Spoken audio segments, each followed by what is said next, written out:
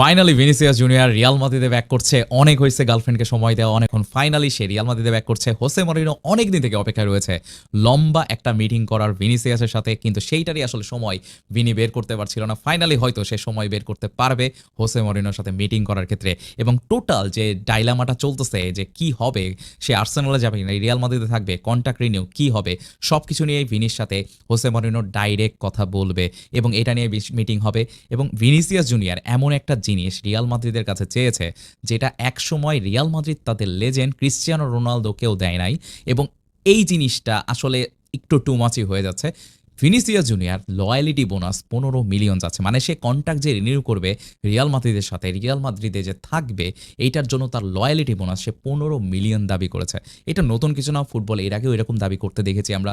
Mbappe করেছে পিএসজির সাথে, সেই রকমই একটা দাবি কিন্তু ভিনিসিয়াসও করছে রিয়াল মাদ্রিদের কাছে যে আমি তোমাদেরকে দলে থাকবো, আমাকে 15 মিলিয়নের রিনিউয়াল বোনাস দিতে হবে, প্লাস আমার স্যালারিটা কাছাকাছি এমবাপ্পের মতো করতে হবে। সিম্পল কথা। তো এই বিষয়টা কিন্তু কোনো অবস্থাতেই রিয়াল মাদ্রিদ মানবে না, এক কথাই বলে দিয়েছে। এখন আর্সেনাল প্রিপারেশন নিচ্ছে 100 মিলিয়নের একটা অফার করার জন্য, এবং ইমিডিয়েটলি রিয়াল মাদ্রিদের রেসপন্স হচ্ছে এইটা ইমিডিয়েটলি তারা রিজেক্ট করে দেবে, বিকজ তাদের ভ্যালু 100 মিলিয়নের থেকেও ভিনিসিয়াসকে তারা ভ্যালু করতেছে। মানে ভিনিকে যদি রিয়াল মাদ্রিদ থেকে কিনতে হয়, যদিও কন্ট্রাক্ট তার নেক্সট ইয়ারে শেষ হয়ে আছে, সে হয়তো ফ্রিতে চলে যাবে, কিন্তু তারপরেও রিয়াল মাদ্রিদ কোনো অবস্থাতে তাকে 100 মিলিয়নে ছাড়বে না। এবং এখানেও না, যদি কোনোভাবে তারা ভিনিসিয়াসকে ছেড়েও দেয়, হয়তো 120-30 মিলিয়নে যদি ছেড়ে দেয়, সেক্ষেত্রে রিয়াল মাদ্রিদ অলরেডি প্রিপারেশন নিয়েছে যে নতুন একজন কোনো উইঙ্গারকে নিয়ে আসার দলে, অথবা উইঙ্গার না হলেও কোনো একটা নাম্বার 9 হতে পারে, কারণ এমবাপ্পে লেফট উইং পজিশনে বেশি কমফোর্টেবল নাম্বার 9-এর থেকে। সো এরকম একটা প্রিপারেশন রেখেছে ভিনিসিয়াসের, যে মানিটা আসবে, যে অর্থটা আসবে ভিনিসিয়াসকে সেল করে, সেইটা কোনো এক জায়গাতে ইউটিলাইজ করবে রিয়াল মাদ্রিদ।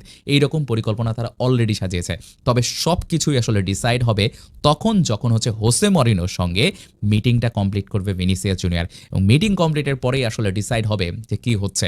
তবে এইটা একদম ক্লিয়ার, ভিনিসিয়াসের পক্ষ থেকেও বলে দেওয়া হয়েছে যে আমার অফার ইনক্রিজ করো, মানে আমার স্যালারি বাড়াও, আমার বোনাস আমাকে পে করো, আদারওয়াইজ কোনো রিনিউয়াল হবে না। সো ভিনিসিয়াসের কথা একদম ক্লিয়ার, বোনাস দাও, স্যালারি বাড়াও, না হলে রিনিউ করবো না। রিয়াল মাদ্রিদও সাফ জানিয়ে দিয়েছে যে না, তোমার স্যালারি বাড়ানোর জন্য বা বোনাস দেওয়ার জন্য আমাদের স্যালারি স্ট্রাকচারে আমরা কোনো পরিবর্তনই আনবো না। সো তুমি যদি সেল হতে চাও তুমি চলে যাইতে পারো, তোমাকে আমরা সেল করতে প্রস্তুত, কিন্তু প্রপার মানি আসলে তখন সেল করব। আর যদি এরকম হয় কোনো কারণে যে ভিনিসিয়াস জুনিয়র সেল হলো না, সেল করা গেল না, তাকে আর্সেনাল তাকে নিল না বা অন্য কোনো ক্লাব তাকে নিল না, এবং ভিনিসিয়াসও কন্ট্রাক্ট রিনিউ করলো না, তাহলে রিয়াল মাদ্রিদ আবার তাকে হুমকি দিয়ে রেখেছে ভিনিসিয়াসকে যে তোমাকে ফুল একটা সিজনে আমরা বেঞ্চ করে রাখবো। যদিও এইটা আমরা কখনোই হতে দেখিনি, এরকম হুমকি আমরা এমবাপ্পেকেও প্রিভিয়াসলি দিতে দেখেছি পিএসজিকে, কিন্তু সেই সিজনেও এমবাপ্পে কন্টিনিউ খেলে গেছে। সো এই অবস্থাতে ভিনিসিয়াসকে যে হুমকি দেওয়া হচ্ছে যে ফুল সিজন বেঞ্চ করা হতে পারে, এইটা আসলে কতটুকু বাস্তব আমি জানি না। কারণ আপনার দলে যখন ভিনিসিয়াসের মতো প্লেয়ার আছে, আপনি কেন তাকে খেলাবেন না? তবে পিএসজির ভয় দেখানো আর রিয়াল মাদ্রিদের ভয় দেখানো টোটালি ডিফারেন্ট, বিকজ এখানে ডন প্যারেজ আছে, পাপা প্যারেজ, তাকে এমনি তো আর এই কথাটা বলা হয় না। সো সে আছে, এবং সে যখন আসলে ডিসাইড করে ফেলবে যে আমি এরে খেলাবো না, তখন আসলে আমার মনে হয় না যে হোসে মরিনো তাকে মাঠে নামাবে। সো কি হতে পারে, বহুত মানে সিনারিও চলতেছে।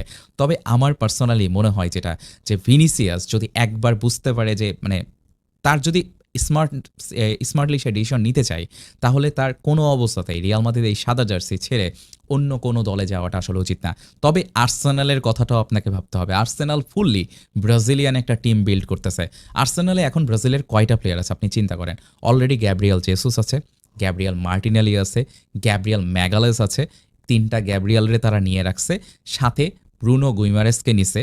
ব্রুনো গুইমারেস আসতেছে, এখনও কনফার্ম হয় নাই, বাট চলে আসবে মোটামুটি কনফার্ম, অ্যান্ড সাথে ভিনিসিয়াস জুনিয়র। তাহলে এতগুলো প্লেয়ার ব্রাজিলিয়ান এক টিমে, এটা ব্রাজিলের জন্য কিন্তু আবার সোনাই সোহাগা ব্যাপার হতে পারে। কারণ এই প্লেয়াররা যখন একই দলে একসাথে একটা ম্যানেজারের আন্ডারে খেলবে, এবং তারা যখন আবার ব্রাজিলে যাবে, তাদের মধ্যে অলরেডি একটা ভালো কানেকশন বিল্ড থাকবে। সো এভরিথিং যখন আপনি কনসিডার করবেন, আপনার কাছে উইন উইন সিচুয়েশন মনে হবে। হ্যাঁ, ভিনিসিয়াস ছাড়া আপনি মানে ব্রাজিল ফ্যান হলেও উইন উইন সিচুয়েশন, ভিনিসিয়াস ছাড়া রিয়াল মাদ্রিদে আসলে জমবে না।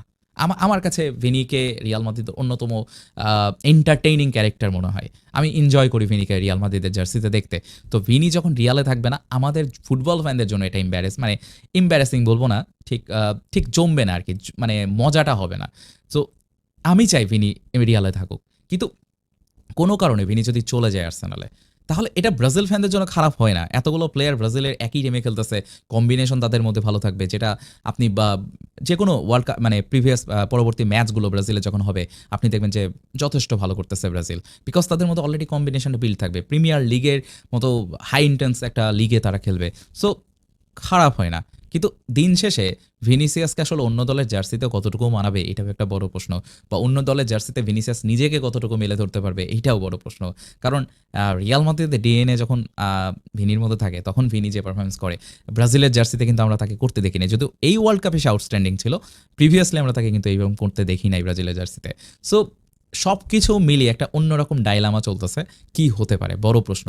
সো ভিনি আগামীকালকে ট্রেনিংয়ে ব্যাক করতেছে, এবং ট্রেনিংয়ে ব্যাক করার পরেই আসলে ফাইনাল ডিসিশন আসবে যে সে কি কন্ট্রাক্ট রিনিউ করবে, নাকি সে কন্ট্রাক্ট রিনিউ করার কোনো চান্সই নাই যদি তার স্যালারি বাড়ায়, মানে সে কম্প্রোমাইজ করবে না, নাকি রিয়াল মাদ্রিদে তাকে স্যালারি পে করে দেবে, যেটা আসলে পসিবলই না, কারণ একসময় তাকে রোনালদোকেও দেয় নাই। সো এই অবস্থাতে আসলে কি হতে পারে এটা বলা মুশকিল।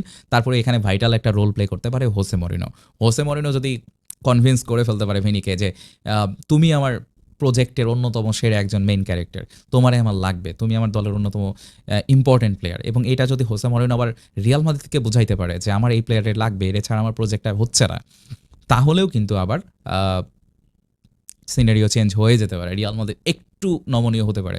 So anything possible right now. So কি হতে পারে, আপনাদের ওপিনিয়নটা আমি জানতে চাই। সো আপনার ওপিনিয়ন জানাবেন কমেন্ট করে। এতদূর ভিডিও দেখে থাকলে অবভিয়াসলি কমেন্ট করে জানাবেন আপনি লাস্ট পর্যন্ত ভিডিও দেখছেন। আর অবশ্যই ফেসবুকে দেখলে ফলো করে দেন, আর ইউটিউবে দেখলে সাবস্ক্রাইব করে দেন, বলবেন না প্লিজ। ভালো থাকবেন, ধন্যবাদ।